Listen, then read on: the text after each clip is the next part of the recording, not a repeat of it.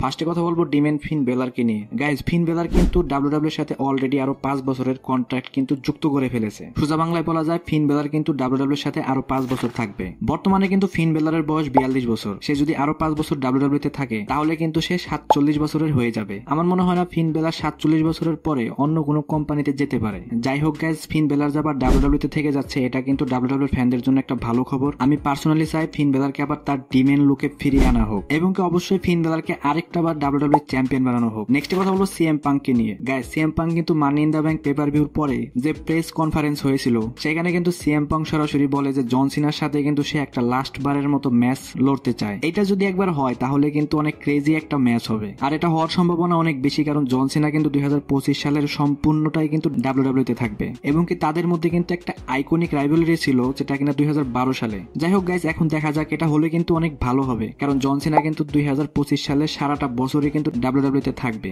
অবশ্যই আমরা চাই তার সাথে অনেক ভালো ভালো ম্যাচই পড়ুক। নেক্সট কথা বলবো রোমান রেন্সকে নিয়ে। সো গাইজ, দেখুন আমেরিকার মানুষ কতটা পোল্টিভাস। যখন কিনা রোমান রেন্সের সাথে কোডি রোডসের রাইভালরি চলছিল তখন কিন্তু রোমান রেন্সকে কেউ পছন্দ করতো না এবং তার যখন এরিনাতে এন্ট্রেন্স হতো তখনই কিন্তু তাকে আজে বাজে কথা বলে বকতে থাকতো। এই মানুষটাই কিন্তু এখন বর্তমানে যখন সোলো সিকুয়ার ট্রাইবল চিফ হয়েছে তখনই কিন্তু রোমান রেন্সকে চাচ্ছে তারা। যাই হোক গাইজ, দেখা যাক রোমান রেন্স কবে ডাব্লিউডাব্লিউতে রিটার্ন করে। নিউজ অনুযায়ী রোমান রেন্স কিন্তু সামার স্ল্যামে রিটার্ন করার কথা। যাই হোক গাইজ, এখন যদি রোমান রেন্স ডাব্লিউডাব্লিউতে রিটার্ন করে তাহলে কিন্তু তার রাইভালরি হবে ওয়ান এন্ড অনলি সোলো সিকুয়ার সাথে। যাই হোক গাইজ, এখানে যে ছবিটা দেখতে পাচ্ছেন এখানে আছে CM punk, ড্রু McIntyre, Cody Rhodes এবং দ্য রক, এবং ছবিতে যে দুজন নাই সে হলো ব্রন স্ট্রোম্যান এবং বিগি। এই 6 জন সুপারস্টারই যদি গাইজ যে ইউনাইটেড স্টেটস যে চ্যাম্পিয়নশিপটা আছে সেটা যদি তারা জিততে পারে তাহলে কিন্তু তারা গ্র্যান্ড স্ল্যাম চ্যাম্পিয়ন হবে। তার মানে হলো তারা সব চ্যাম্পিয়নশিপে জিতেছে, শুধু এই ইউনাইটেড স্টেটস চ্যাম্পিয়নশিপটা বাদে। এখানে গাইজ বিগির সম্ভাবনা একদম জিরো, কারণ বিগি কিন্তু অলরেডি ডাব্লিউডাব্লিউ থেকে অবসর নিয়ে নিয়েছে। দ্য রকও কিন্তু কখনো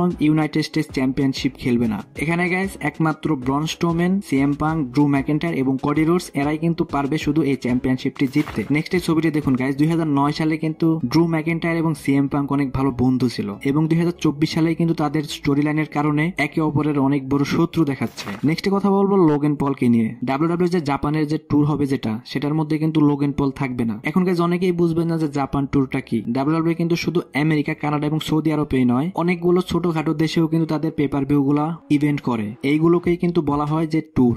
রিসেন্টলি কিন্তু ডাব্লিউডাব্লিউ এর মেক্সিকো ট্যুর আমরা দেখতে পাবো। সেখানে কিন্তু কোডি রোডস এর একটা ম্যাচ আছে, এটা কিন্তু অফিসিয়াল হয়ে গেছে। অবশ্যই এটা একটা ছোটখাটো ম্যাচ হবে, সো এটা নিয়ে কোনো এক্সাইটেড হওয়ার মতো কিছু নেই। এবং নেক্সটে এবং লাস্টে যে বিষয়টা নিয়ে কথা বলবো সেটা হলো আমাদের 16 time world champion, greatest of all time John সিনাকে নিয়ে। গাইজ, গত 2 দিন আগে যে money in the bank paper ভিউটা হয়েছিল সেখানে যখন জন সিনা হঠাৎ করে এন্ট্রি নেয় সে সম্পর্কে কিন্তু ডাব্লিউডাব্লিউর কোনো সুপারস্টারই জানতো না। তারাও যখন জন সিনাকে দেখেছে তারাও কিন্তু অনেক অবাক হয়েছে আমাদের মতোই। শুধু জন সিনার রিটার্ন নিয়েই নয়, জন সিনার যে অবসর নিয়েও কিন্তু তারা কিছুই জানতো না। সো গাইজ, আজকের ভিডিও এই পর্যন্তই। রেসলিং সম্পর্কে সমস্ত নিউজ এবং আপডেট জানার জন্য আমাদের চ্যানেলের পাশেই থাকবেন। ধন্যবাদ।